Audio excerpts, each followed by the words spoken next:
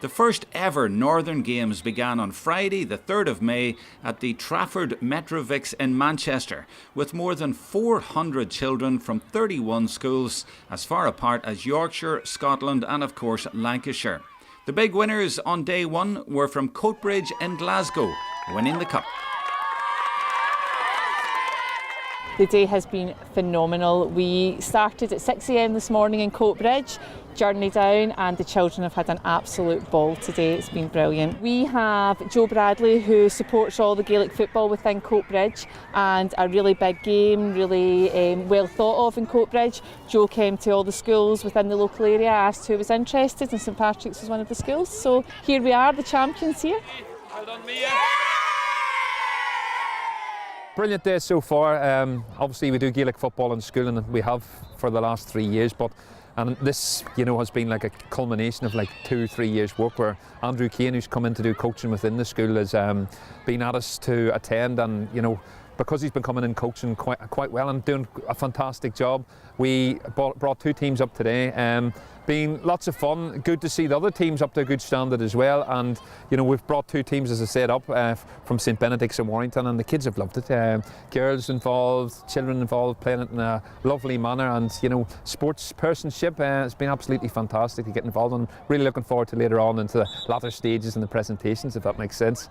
Based in Warrington, it's easy to travel to Manchester. You're talking about 1 hour, and likewise if it was Liverpool it'd be 1 hour, but it's more central, I suppose, in Manchester, and more schools that Andrew's involved with linked to Manchester, but it's really, really handy. But as a school, London unfortunately would be out of the question. It would be a pipe dream really, but we're able to take 24 children, and if we're in the future to go to London, it'd probably be one team at most, but to have it here is ideal, and to have as many children as possible. We had a coach today, could have filled it full of 50 children, but 2 teams was enough. Wonderful to see so many kids here, over 400 I think, enjoying themselves. We have 25 schools participating from here in Lancashire. I think we've one from Warwickshire, from Yorkshire and from Scotland, so it's wonderful, absolutely great occasion. Well, we've seen with the ABC Games now, the all-written competition, which I think are 7 or 8 years going now, and how successful they've become and how popular.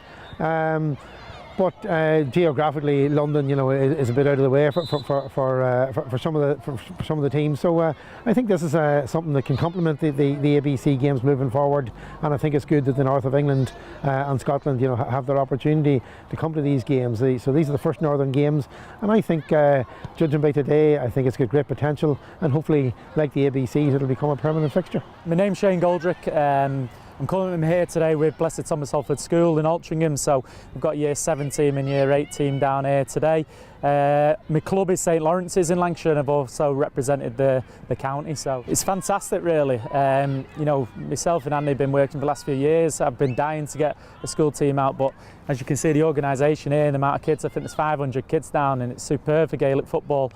It'd be brilliant to have a lot of the underage. I've come through the underage, and the GAA's taught me so much. It'd be fantastic for some of these lads to get out and start playing. We got invited by Jason Rooney, who's come into our school and he's done a couple of sessions with us. Kids have really enjoyed it. He's been in the past couple of years as well, so and he invited us, said come along. I think it's the first one, Northern GAA Games. So yeah, only happy to get involved. We're from a place in Leeds called Harehills and kind of Gipton area, and it's most of the kids are from ethnic minorities, a lot of Africans, Filipino kids, but it's sport in it at the end of the day, so they just love playing sport.